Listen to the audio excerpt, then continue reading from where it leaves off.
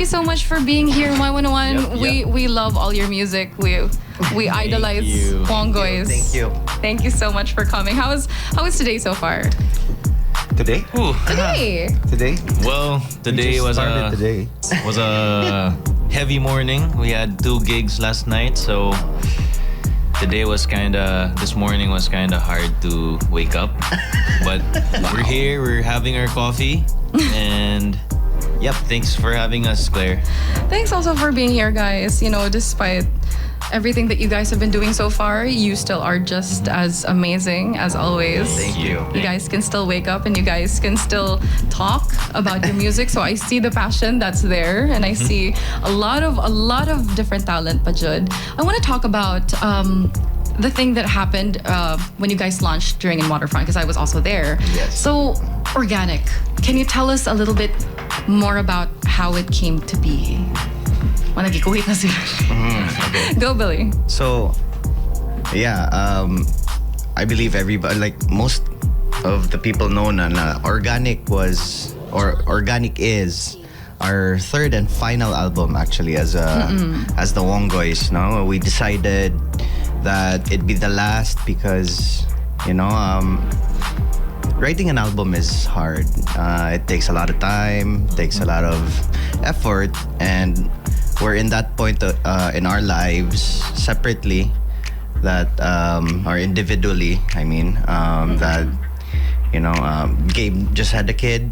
Yeah. Oh no, not just had, but padunag 1-year-old si Gael, no? Almost 1 year. Yeah, so and Kyle and I are Trying to make babies. Just kidding. How blunt. Morning jokes. But morning jokes, yes. But so yeah, organic came to us, or like it happened organically too. It was a pandemic baby as well.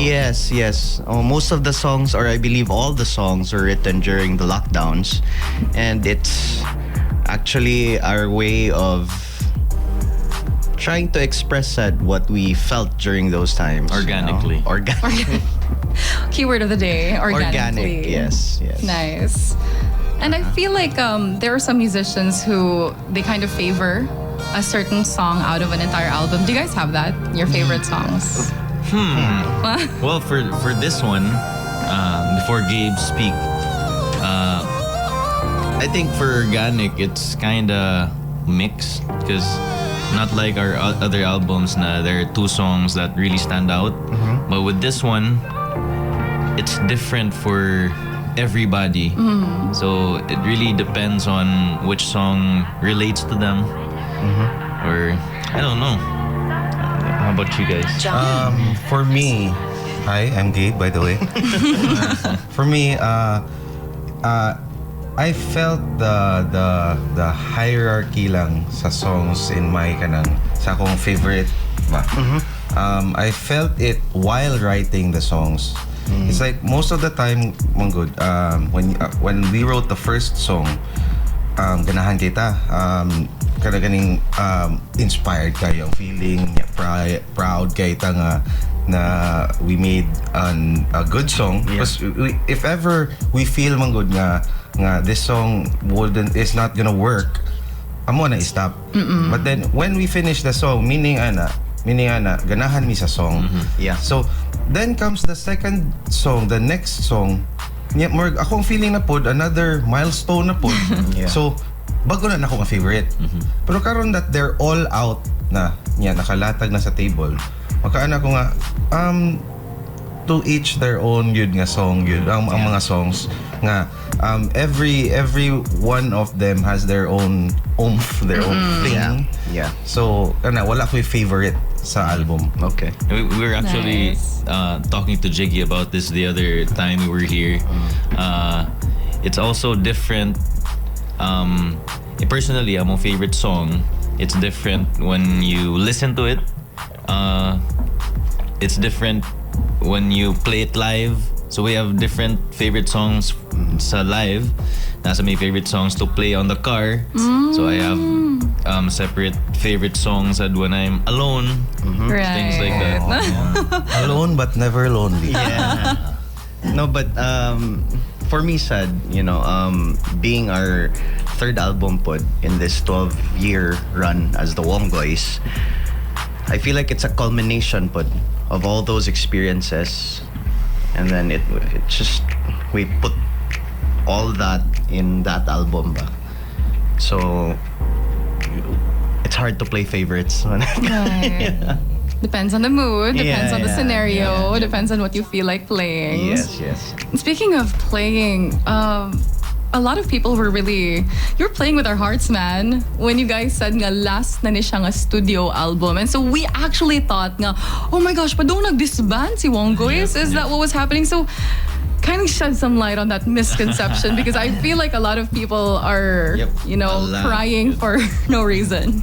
Yeah, there were a lot of people nga nanawag na ko ato nga din, ning chat sila, ning text, nanawag niya. Ang pinaka the one that hit me was this kana ganing fan nga nga kuya, nganong ansawa, why is this the last album? Sige siya ano ba niya naghilak.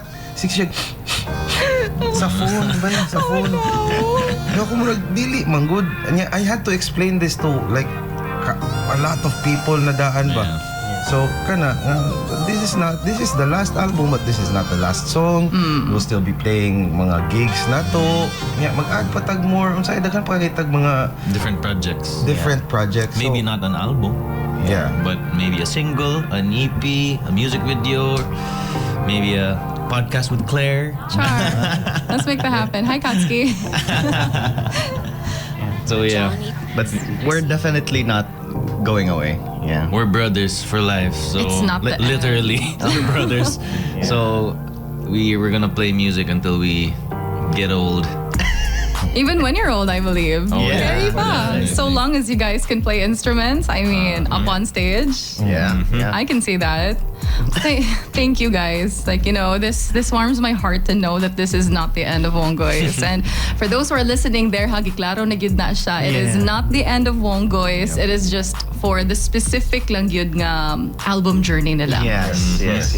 And if we can ask, no, why did it have to end? Why is it so complicated to make an album for those who don't know? If it's okay? I can try. I can try to explain. Well, for this third, how many songs did we write? 11 songs. So we released 11 songs. So that means you have to write 11 songs before you can actually release the whole album. And even writing one song is very Tedious. taxing. I'd say Right. taxing. So there are times na we spend time writing a song for 4 hours and then one line ramong na write. So it's that tiring in a way. Sometimes, especially during lockdown, ang inspiration wasn't really there. So we really get inspiration online only. So the experience of going outside and everything really helps in writing. So and imagine writing 11 songs before Right, no. releasing the whole thing, and all 11 songs have to be connected in a way because one album is like one book. So if di ka pwede na lahi-lahi yun ang imong stories na it really has to have this one theme in a way which is organic for us. Yes. Yeah. And you guys had that. And we felt it, we saw it, we heard it, we experienced it. And we'd like to thank you guys personally for all the hard work that you've done. I wasn't kidding when I said your music saves lives because your music saves lives. And I cannot tell you how. Thank you. Thank you. But it Salamat, does. salamat. Very thanks. So we were thinking of just releasing some singles. Yeah. So in a way, we really don't have to make how many songs na in theme ba. So at least ang singles medyo Play around good. yeah, with mas that. creative in a Right. way. You can write about anything. Plus bay, ang once nga you want to send a message out mangkod through song, mas better if singles cause it's mas fast relevant pa na ang message at that time. Yes. Yep. So- It took us 3 years, around 3 years to write the whole album. Wow. So like if you release a single, maybe after 2 months you can release a single. Bitaw, no? Yeah, so mas Relevant pa consistent. siya. Yep, Yeah, yep. yeah. Well, that makes sense. So if you have to release an album, you have to make sure nga timeless pag yun ang inyong Yes. That is so That's complicated. I had no idea. Wow. Wala pa na-mention ang like hours in the studio, Ang mga lalis.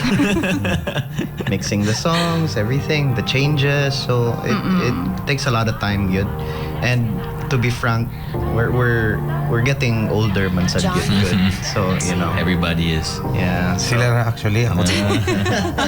But what's really nice about an album though is once you release it, it feels very fulfilling. It's Yes. very fulfilling. Yes. It's like, maka-proud kayo ba that naka-release kong album ah. Because again, it's not easy. Yeah. And once you release it, you'll be like, lisod sa to ha, but here's our masterpiece. And So, forever na siya. Forever na kita Forever. music. Yep. Yep. And then you have pag yung gi-close off in the greatest, grandest way. No, I remember Yeah. for the whole entire album launch for Organic, you filled in an entire room gid nito sa waterfront, and I was so proud of you guys giving it your all on stage. Salamat.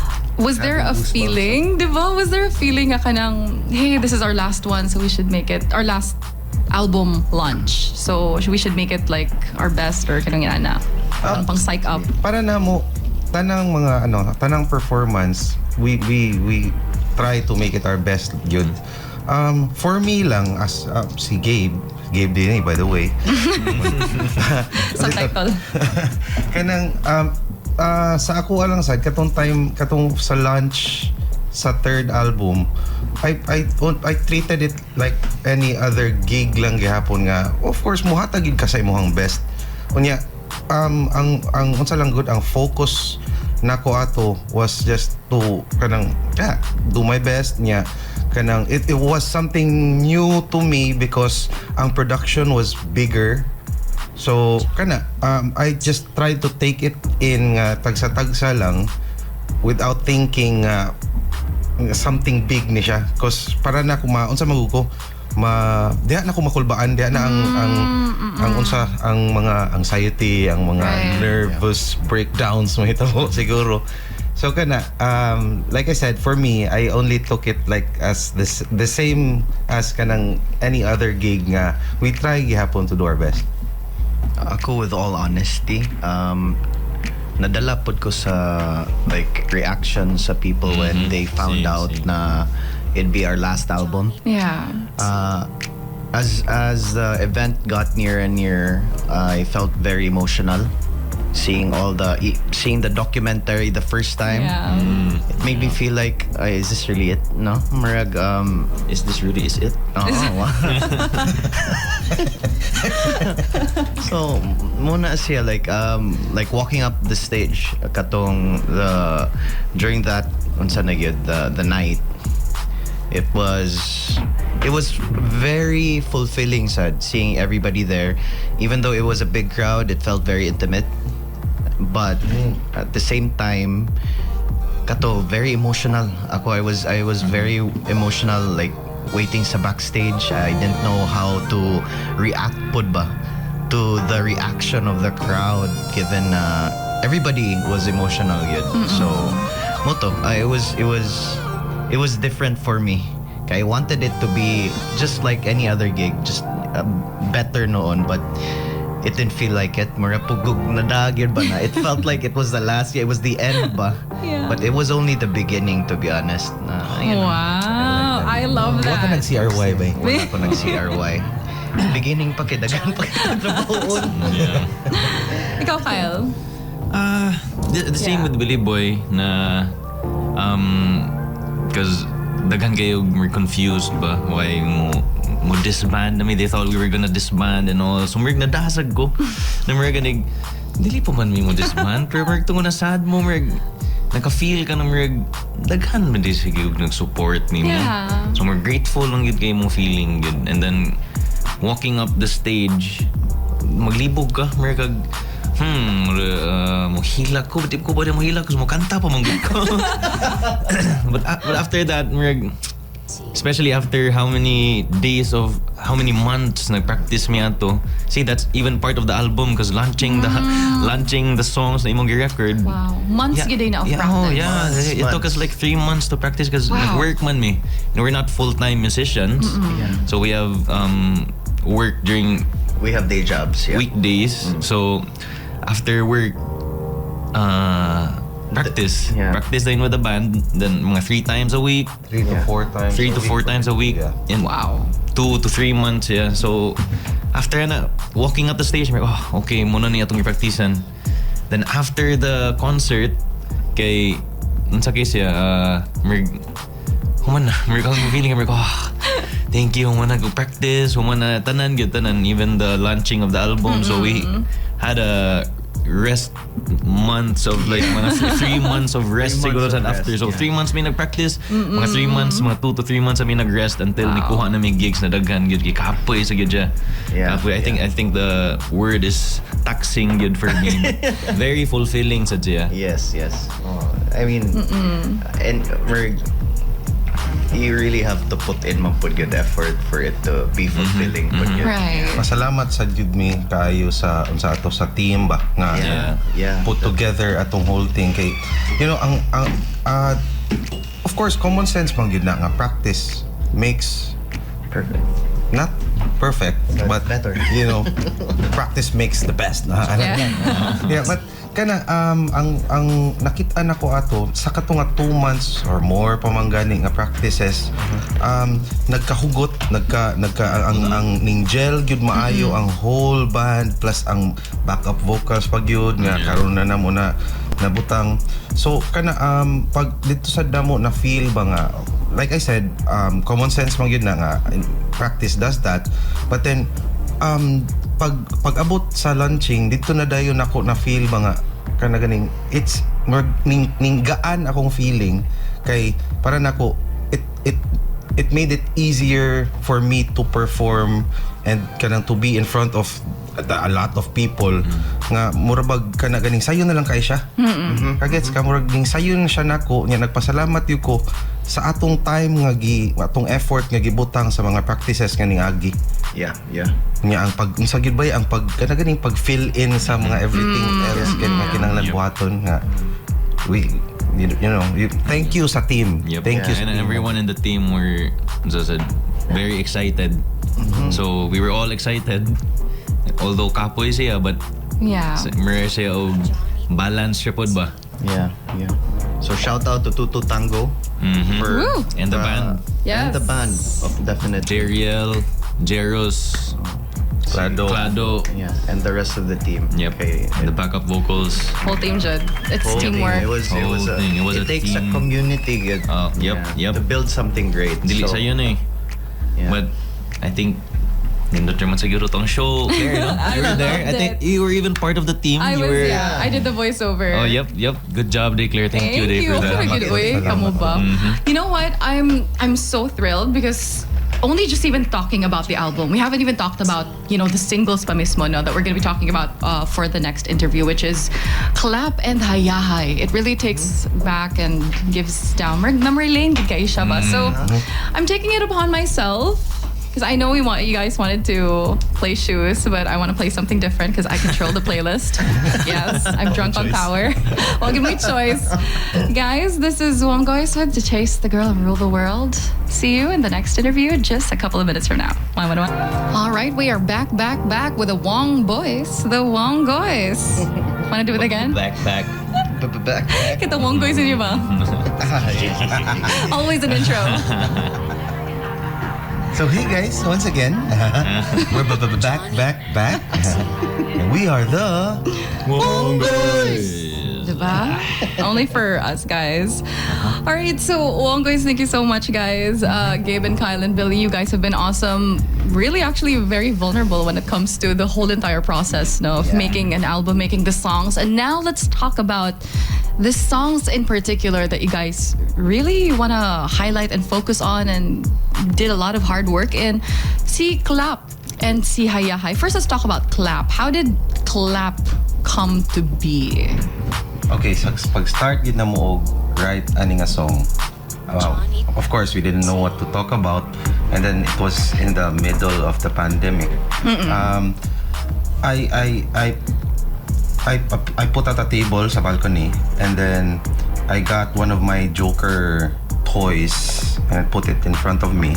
Nagsige, ganahan kay ko mo write something about ni Joker, DC Joker ba? Yes. Si Batman Joker.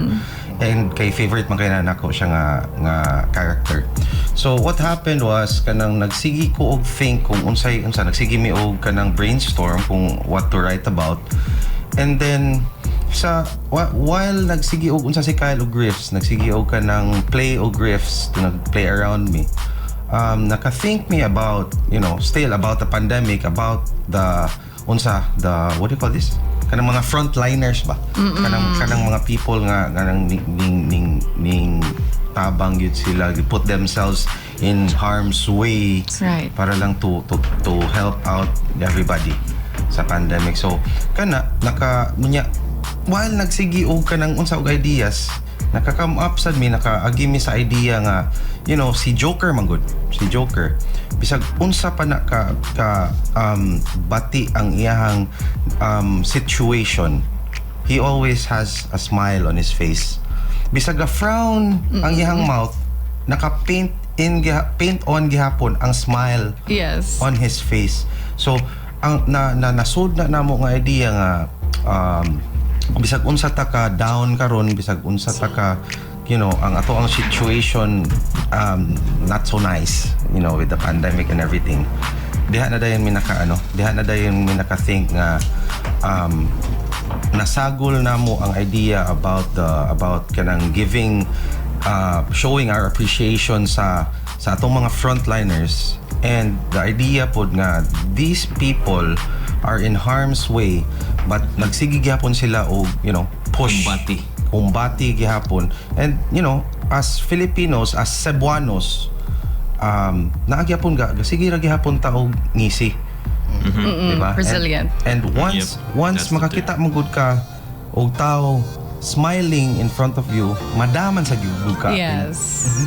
Bisag unsa pa kaka-down, naagyapon makatabang gyud gihapon siya nimo. So that's how we started the idea niya, nakasuwat nami bahin aning clap. Yeah. So it's really a clap for the people. Yeah. Yes. For the frontliners. That time we did nakan kayo to og mga fundraising activities. I actually did one for my batch also in Sacred Art. And I kind of realized na kulang gihapon ang ato ang appreciation ani mga tuhan. Right. So we decided to write a song, and even the song is kulang pa siguro, but at least it gives them more of appreciation and validation in a way that you guys are doing a good job. Yeah, and it's a whole entire song that's for every frontliner to hear ba. Makaingon sila, wow, at least collectively we are in a song and we are appreciated, and you guys did that with clap. Thank you. Salamat. It actually goes or like it's not only for the frontliners, but we also wanted to highlight those people now working in the service industry na for us, these people like work their asses off, kanang some don't even like get the appreciation they deserve. Right. So yeah, mugi na siya. It's a song about appreciation for the people that do like good for everybody, Plus kanasad kanaganing feeling ba nga we as Wonggoys, as a band, nami in front of people nga nag-perform yana. Of course unsa may atong pangita after, of course kami malingaw mig-perform, but then after each song ang clap sad gyud sa mga tao ang makahatag sad namo og kanaganing validation. Lingaw ang mga tao, and it keeps us going sad, and it keeps kanang piling up ba while nagsitag tukar, pile up ang kanang feeling sad nako nga kanang nalingaw mo, so lingaw sa jud kay ko. Bitaw. So ang paghatag lang gyud anang kana sense of appreciation gyud ba, even their smiles. And how often do people actually clap for our frontliners? Marag, they go by their day. It's really just their work, and marag, they're expected to do these things. And I think even because of the COVID, what happened, people are more aware nga unsa di ka important ng mga healthcare workers that we have. So the fact that you guys brought a song about this, I'm so excited to hear it. Clap. It's gonna be for them, for all our frontliners out there. If you're listening in hospitals or wherever you are in the industry, this one is for you. So that was Clap. What about Haya Hai? Oh, Haya Hai. Hoy oh hoy. So we had a friend who was struggling with a drug addiction, and we heard his stories. Well, he's sober now, but we kind of interviewed him, or his friends rather. What was his experiences while going through that addiction? Right. It's something we wouldn't experience because we don't do any of these things, but we tried to put it in a song, yung experiences. So like what I explained during the album launching, you don't need to do those things to experience it, but you can listen to the song and you'll understand what he went through. And it wasn't really easy. But stressful kasi paminahon, but we wrote a song na positive sounding lang sad siya in a way na it was also a way of being proud gihapon, calling him our friend ba? And we're here for everybody else also. So whoever's struggling with that addiction, sana one step at a time. Kaya man ganin niya, diba? So na okay na siya. Okay na kaya. I'm so Okay na happy. kaya. I'm so happy to hear that.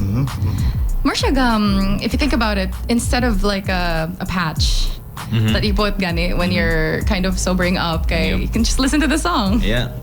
It could be like your own little ear patch. I love that. Ear patch. Ear patch. Ear patch. Oh, na eye patch, na ear patch. And Haya Hai is what I think to be that kind, no? I love that. And so it's very interesting. I'm very curious because you guys actually do your research when you do your songs. Like you sit down, you interview people, and before you write it, that's your process. Yeah, but the katong interview that I mentioned earlier, it was really more of a chika lang. Okay. It was catching up ba. So it became an inspiration lang yun to write about it. With his consent. With No, but we didn't mention any names. Okay. Mansad, but he it was knows. very interesting. It's an experience not a sober person can really experience. You know? And to be honest, I don't think he knows. Like we've never disclosed who, as to who the inspiration is, no? But he's in a better place, so we can ask him if he knows. That's so interesting. But his friends know. So his friends know. Yeah. Well, I'm really happy that, you guys had this collected experience that you were able to write down, to sing, to perform, and to inspire other people, for those who are in that kind of situation. Nobody talks about that. Nobody talks about the pitfalls in the music industry, especially for addiction. And something as important as this, at least na bring to light ninyo ba? At least makaingon mo, hey, it's okay. And Haya Hai is here to be your sound trip. Basically. I love that. Na ako'y gamay nga portion before we listen to your songs live on air, and this really just is if you guys can give any advice to like your younger self when you were having any self-doubts or your journey to music, I think magamit gid na siya for those who are, getting into it and who are having a bad time right now. Would it be okay if you give yourselves advice from a much more mature version? Ganahan, sugot ni Gabe. Wow, pressure. Pag ingon nimo nga kanang muhatag og message to my younger self as a more matured person. Yes. Nag-doubt na ko atong statement. Okay. Forever young? Matured? Medyo na-pressure bitaw ko, Claire. Okay. To my younger self, wherever you are right now. Definitely not home. Kana, or sleeping. Ang ako alang is kana ganing, you know, di sura clear. Uy. Good. Kanang We're unsa not lang. here. Be a good boy, listen to your mom. Aww. Gikoot gid ang kanta, no? That's it. Short and sweet. Yes. Short and nice. Hi, Kyle. Younger Hey. self. Well, for me, I'd say, well, there's really nothing I regret doing. I mean, like, there's some, but in terms of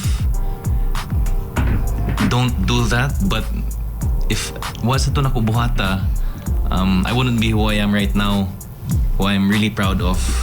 Right now, I'm in a really positive place in my life. So, what would I say to my younger self? Maybe stretch more, because I slouch a lot.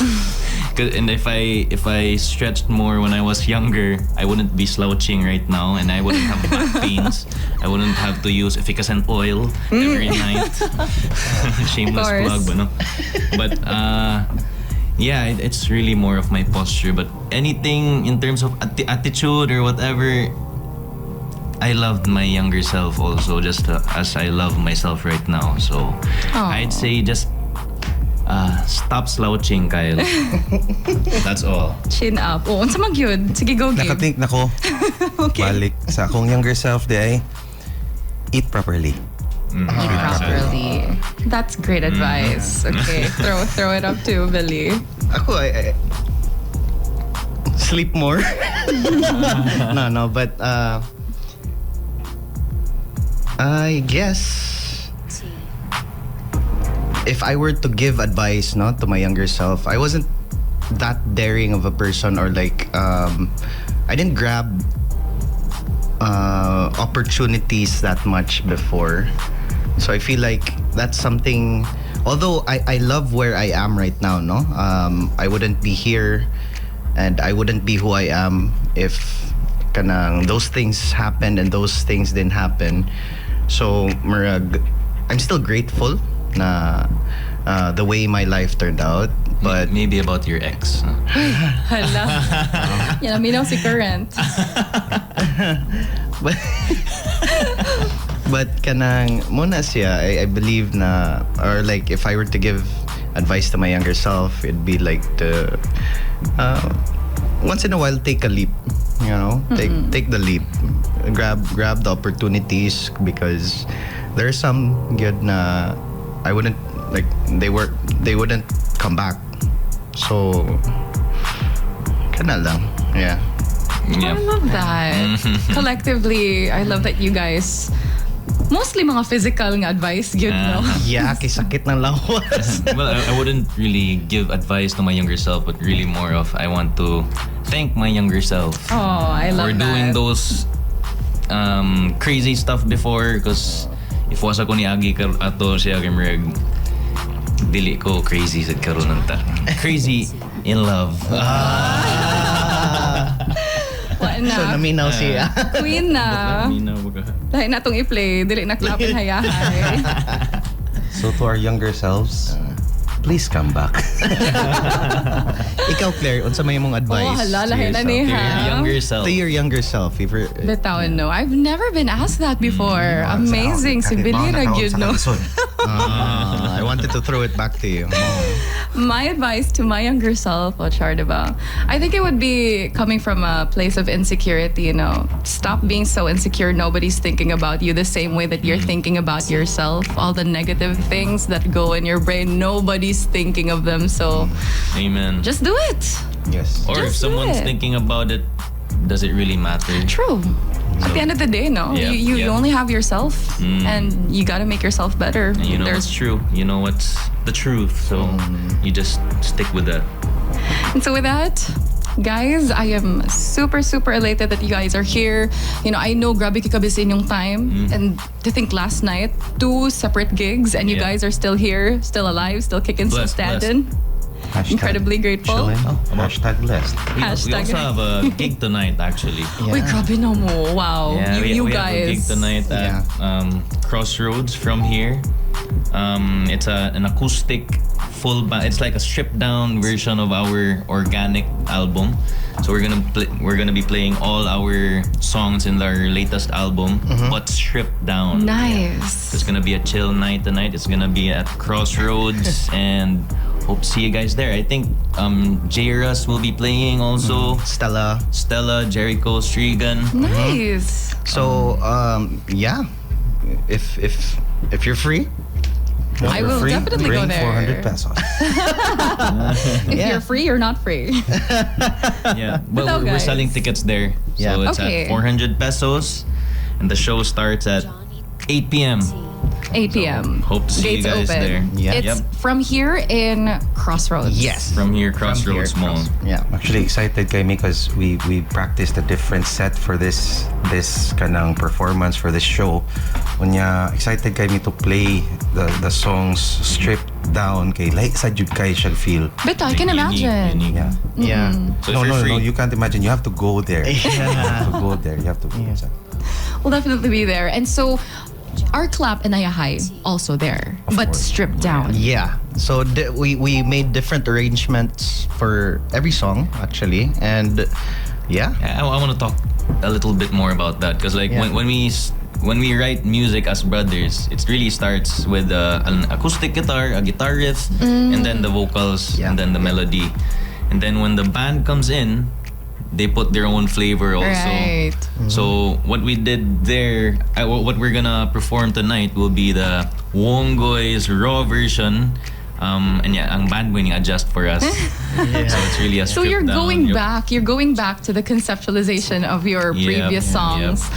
Cool. Yep. So we can finally hear it unfiltered as it's supposed to sound like. Yep. Oh, it's gonna be a great experience, guys. How are they gonna be following you, social media wise? Pwede mo mga personal ninyo if you're okay with that. Yeah. Sige. We're in Facebook. Okay, we're in Facebook at Wonggoys. That's WONGGOYS. We are also in Instagram. Same at Wonggoys, Gapon, right? Yep. And nata sa Spotify, subscribe, Music. Apple Music, Yeah, music follow. videos out. But in terms of shows, you can catch us on Facebook or Facebook lang, Instagram. We'll be posting our gigs there, our interviews or whatnot, Yeah. other projects. So, yep, we'll keep you Nice. posted there. Thank you so much, guys. And this is it, Cebu. We are finally having a live listen on the very first time on the Y11 platform for Wonggoys Clap and Hayahay will be played respectively. The Wonggoys are here to give it a live listen, and we are officially launching it in 3, 2, 1. Enjoy. Clap your hands, show appreciation all over the nation. Making it your mission to start a revolution. Give someone a reason to come back headstrong. A simple smile needs no translation. Clap your hands.